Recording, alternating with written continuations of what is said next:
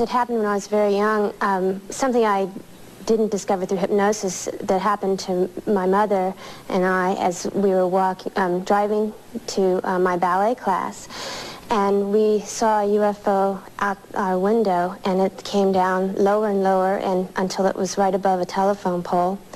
And our car stalled, and there were about 12 other cars stalled around us, and white beams of light were shooting out from the craft, and one hit me in the face, and I was paralyzed. It came through the roof of the car. It didn't come through the window. And I remember another person next to us had a white beam of light in his face. My mother asked him if he thought it was a UFO, and he said he thought it was. And I saw a tall, thin man, I thought, walking in between our cars, and when he reached our car, my mother went to sleep. And then three small beings came and took me out of the car and floated me into the craft. Okay, three small beings and what did they look like? They had large heads and big black eyes, and it was very fuzzy. I was almost passed out at that time. And they floated you up onto the spacecraft, and then what happened? They put me onto a table, and they showed me a long needle, and they put the edge of the needle into my navel. And then they floated me back down to my car and shut the door on my back, and my mother woke up, and we continued on to my ballet class. And when we got there, my class was nearly over. I had missed an hour of it. And my mother called the FAA to report the craft, and other people had called also, and including a lieutenant colonel from the Air Force. All right. Now, you had another incident happen to you?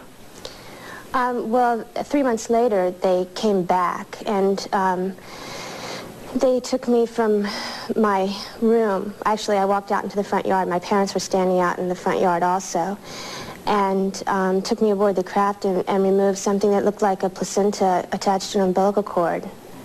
From your body? Yes. Now, what are you saying happened to you? Well, I can only speculate that they must have put something in me to, I think they You feel you were impregnated artificially me. inseminated? You Yes. feel you were impregnated by it? Yes.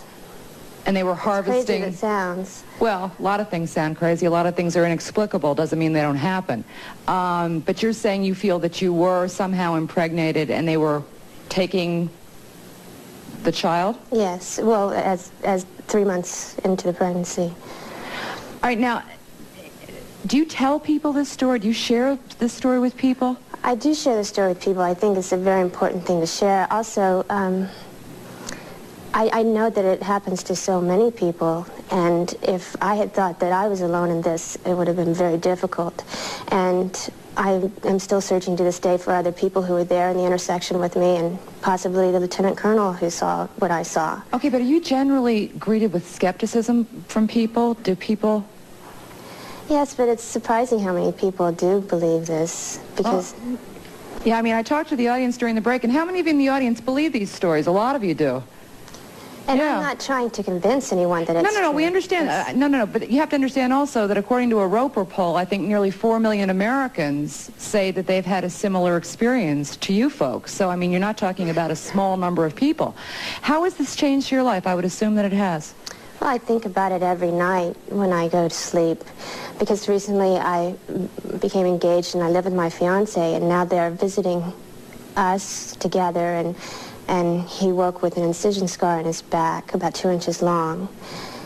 So I know it's still happening, and it concerns me about having my own children, but through help of friends and people I know, I'm getting through it. I didn't ask you about the physical evidence that you claim to have sustained from one of these abductions. What did they do to you? Well, the first abduction I remembered without regression hypnosis. Also, I was taken aboard a craft, and they showed me a small BB, and they told me they were going to put it in my nose because they had 2 tubes going from my nose to my feet, and that it would not hurt. But they took an instrument and put the BB on the end of it and punctured the soft palate of my mouth.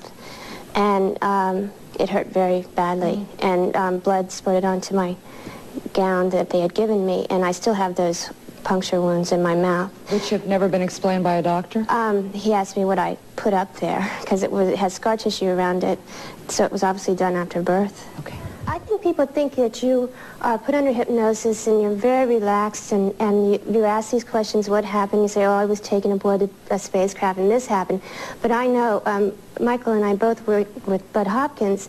It's not like that at all. When you get to that moment that you maybe have some missing time, a block of missing time, getting through that is the most traumatic thing. I almost threw up all over Mr. No, I'm not suggesting it wasn't true, When this young I was woman. 6 years old, I hadn't seen anything about this, and the last thing I wanted to really believe is that this happened. Actually, the last thing I would want to believe is that I'm crazy, so I guess it's better that it happened.